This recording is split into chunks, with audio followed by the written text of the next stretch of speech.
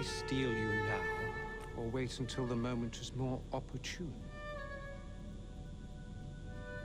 The Queen will not stand for it. But they are just so worthless locked up in here. They must be put to work. Let me see what's taking them so long.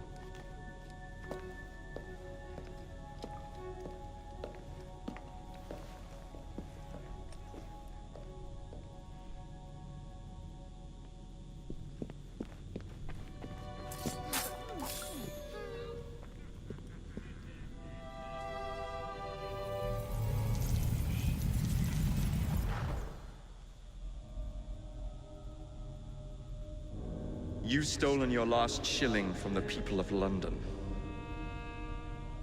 Those animals squander their savings. We are the experts in investment. Nothing would be built or improved. Nothing would rise above the muck without our hand guiding. No creating the future. They benefit as much as their work. It is their city, not yours. Without our investments, there would be no city.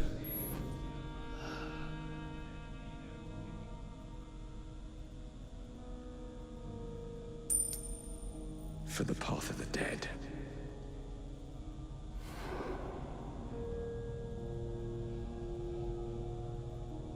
Hi, and welcome back for the fourth episode of Playing to Learn.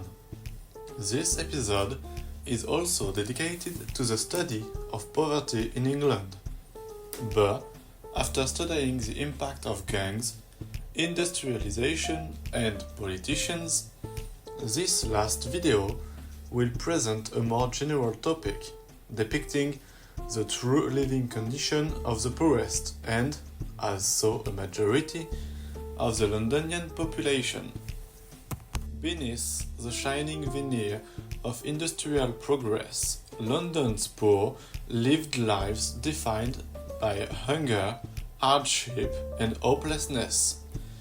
Between 1868 and 1870, while the city expanded and wealth accumulated in marble walls and glass-covered arcades, entire districts of the working class endured conditions that bordered on inhuman. The East End became the city's underbelly, overcrowded, unsanitary, and crumbling. Families of 6 or more shared single rooms, damp walls, leaking roofs, and open sewers were common. Rent was high and space scarce. Lodging houses charged a few pence a night for a space on a straw mattress, while the poorest slept on doorways or on factory floors. The air reeked of coal smoke, refuse, and despair. For most of London's labouring poor, food was neither plentiful nor nutritious. The daily meal often consisted of bread, weak tea, and perhaps a slice of cheese or boiled potato. Meat was a rare luxury, reserved for Sundays or special occasions. Many relied on cheap street foods, pies of questionable contents, eels from the Thames, or coffee stores that sold more hot water than beans. Malnutrition and disease spread easily, particularly among children. The poor wore the same clothes until they disintegrated. Second-hand markets thrived in the place like Petticoat Lane, where cast-offs from the wealthy were resold to those who could afford little else. Factory workers' garments were caked in soot and grease.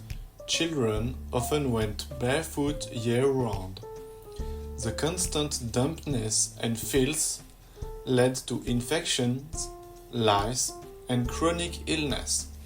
Yet, new clothing was a distant dream.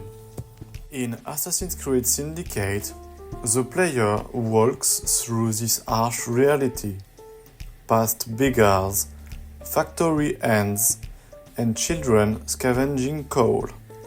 These scenes are not fiction, but a reflection of true history. The Industrial Revolution elevated Britain's power, yet its foundations were built on lives ground down by labor and deprivation. For London's poor, the Industrial Revolution was a paradox. It promised progress but delivered poverty. Beneath the grandeur of empire, survival itself became a daily act of endurance, a silent rebellion against hunger, cold, and neglect.